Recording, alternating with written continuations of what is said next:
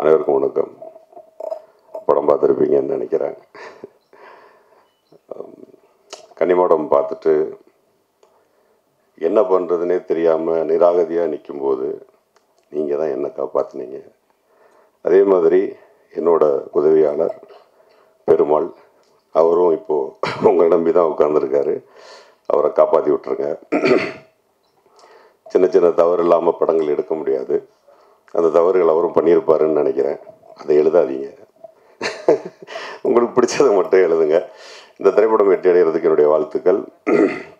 அருண் அருமையான ப்ரொடியூசர், நிறைய படங்கள் பண்ணுற எண்ணத்தோடு இருக்கார்.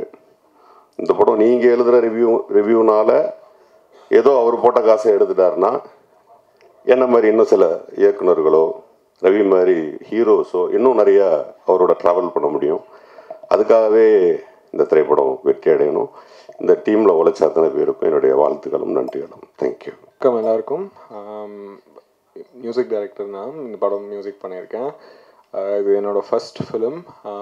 Thanks to my producer and director. அவங்க தான் they wanted me to do the music. So இது என்னோடய ஃபர்ஸ்ட் கோயில் சம்மந்தமாக நிறைய மியூசிக் எனக்கு புதுசாக இருந்துச்சு. இது ஸ்கோர் பண்ண இன்ட்ரெஸ்டிங்காக இருந்துச்சு. I hope you all like it. Thank you for this opportunity. Thank you. எல்லாருக்கும் வணக்கம். என்ன பேசுன்னு தெரியல. முதல் எங்கள் தயாரிப்பாளருக்கு நன்றி. அப்புறம் மற்ற டெக்னீஷியன் எல்லாருமே ஒரே வார்த்தையில் முடிச்சிங்கன்னா நன்றி. தேங்க்யூ. நீங்கள் எழுதுகிற விமர்சனம் தான் அடுத்த கட்ட நகர்வு. பத்திரிகை மற்றும் ஊடக நண்பர்கள் அனைவருக்கும் வணக்கம். டென்ஷன் ஆகக்கூடாது, பதட்டப்படக்கூடாது அப்படின்றது தான் வீட்டிலேருந்து கிளம்பி வந்தேன். இங்கே வெளில நிற்கும் போது அப்படி தான் இருந்தேன். கரெக்டாக படம் முடித்து எல்லோரும் வெளில வர ஆரம்பித்த உடனே அந்த பதட்டம், டென்ஷன் ஆட்டோமேட்டிக்காக வந்துடுது. நம்ம எவ்வளோ தான் அப்படி இருக்கக்கூடாதுன்னு நினச்சாலும். இதுக்கு முன்னாடி முதல் படம் ஒரு ஹாரர் காமெடி படம். அதுக்கப்புறம் காவல்துறை உங்கள் நண்பன். இந்த 2 படத்துக்குமே ப்ரெஸ் அண்ட் மீடியா ஃப்ரெண்ட்ஸ், நீங்கள் அந்த படத்தை ரொம்ப பாசிட்டிவாக எழுதியிருந்தீங்க. அதை மக்கள்கிட்ட கொண்டு போய் சேர்த்தீங்க. அதனால் அது 2 படத்துக்கும் ஒரு நல்ல வரவேற்பு கிடச்சிது மக்கள்கிட்ட.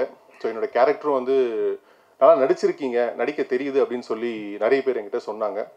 ஸோ அந்த ஒரு பொறுப்பு இருந்துச்சு. பண்ண 2 படமும் பத்திரிகை நம்மளை பற்றி நல்லபடியாக எழுதியிருக்காங்க. ஸோ நம்ம அடுத்தடுத்து பண்ணுற படங்களும் அதே மாதிரி ஒரு நல்ல படமாக பண்ணோம், நல்ல கதையாக பண்ணோம், கதாபாத்திரம் முடிஞ்ச அளவுக்கு மாற்றி பண்ணோம். அது எல்லாருக்கும் பிடிக்கணும் அப்படின்னு நினச்சேன்.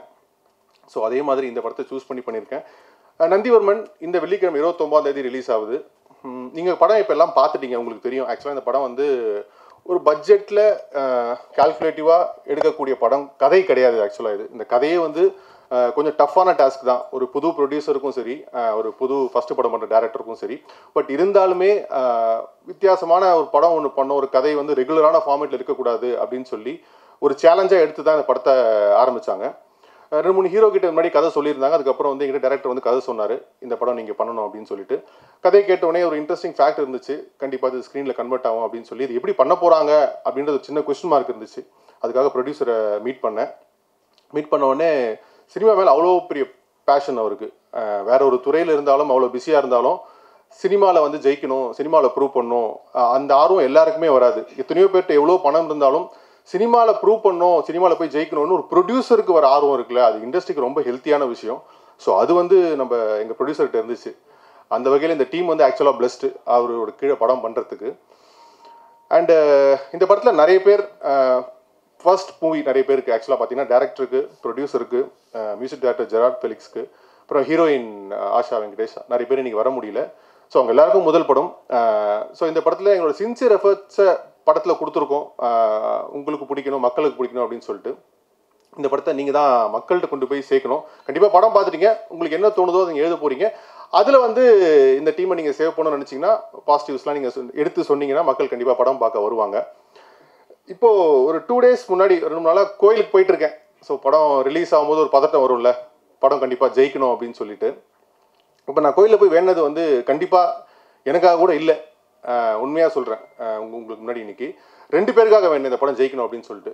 ஒன்று, படத்தோட டேரக்டர் பெருமாள் வரதன்.